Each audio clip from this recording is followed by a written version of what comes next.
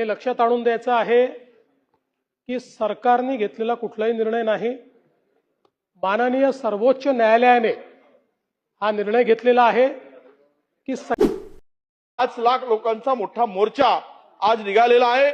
सरकारला आमची विनंती आहे की आपण बदर समितीचा अहवाल आल्याशिवाय हे कुठेही पुढचं पाऊल उचलू नये, त्यावर चर्चा करूनच आपण निर्णय घ्यावा अशी आमची सरकारला विनंती। अध्यक्ष माननीय अध्यक्ष महोदय, पहिल्यांदा तर मला हे लक्षात आणून द्यायचं आहे की सरकारने घेतलेला कुठलाही निर्णय नाही, माननीय सर्वोच्च न्यायालयाने हा निर्णय घेतलेला आहे की सगळ्या राज्यांमध्ये शेड्यूल कास्ट ही जी कॅटेगरी आहे, या कॅटेगरीमध्ये ज्या जाती मागे राहिलेल्या आहेत त्या आयडेंटिफाय करून त्यांना जे काही प्रतिनिधित्व मिळालेलं आहे त्यात जे काही डिस्टन्स आहे ते कमी करण्याच्या दृष्टीनं उपवर्गीकरण करावं।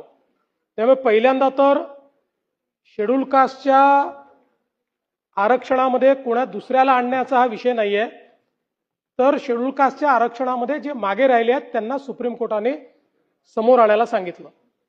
या संदर्भात आपण बदर कमिटी तयार केली, बदर कमिटीने रिपोर्ट दिला। तो रिपोर्ट ज्यावेळी आमच्या मंत्रिमंडळ बैठकीत आला त्यावेळी मंत्रिमंडळ बैठकीत ही चर्चा झाली की याच्यावर मोठ्या प्रमाणात सजेशन ऑब्जेक्शन मागवले पाहिजे, कारण हा विषय व्यापक लोकांच्या संबंधातला विषय आहे आणि म्हणून माननीय राज्याचे मुख्य सचिव यांच्या अध्यक्षतेखाली एक कमिटी तयार केली आणि या कमिटीला त्या ठिकाणी एक काम दिलेलं आहे की त्यांनी या संदर्भातलं सजेशन आणि ऑब्जेक्शन ऐकून घ्यावं। ते सजेशन ऑब्जेक्शन्स अजून चाललेले आहेत, त्याला आता लोकांनी जे ऑब्जेक्शन घेतले आहेत त्याला सुनावणी द्यायची आहे। सध्या मुख्य सचिव आहेत आणि त्यांनी 1-2 लोक सोबत घेतले आहेत, आवश्यकता पडली तर ती वाढवता पण येईल। याच्यामध्ये हे सजेशन ऑब्जेक्शन ऐकल्यानंतरच, त्यामुळे आता सरकारने कुठलाही कायदा आणलेला नाही, या विधानमंडळात कुठलाही कायदा आलेला नाही। मला असं वाटतं की गृहीतकांवर आज या सगळ्या चर्चा चाललेल्या आहेत। सरकारचं स्पष्ट मत आहे, व्यापक चर्चेअंतीच अंतिम निर्णय सरकार करेल। हा निर्णय करत असताना माननीय सर्वोच्च न्यायालयाने जे निर्देश दिलेले आहेत त्या निर्देशांचं तंतोतंत पालन होईल।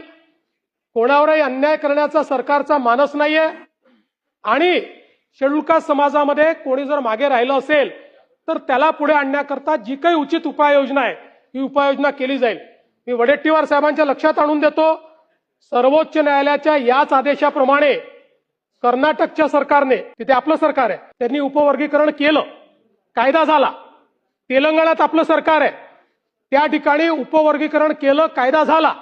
महाराष्ट्रात मात्र आम्हाला हे लादायचं नाहीये, आम्हाला सहमतीने सर्वांना विश्वासात घेऊन आणि कायद्याचं तंतोतंत पालन करत हे करायचं आहे।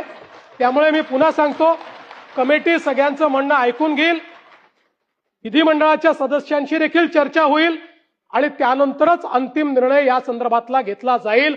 कोणीही गृहीतकांच्या आधारावर, अफवांच्या आधारावर या ठिकाणी कुठलंही मत बनवणं हे योग्य होणार नाही।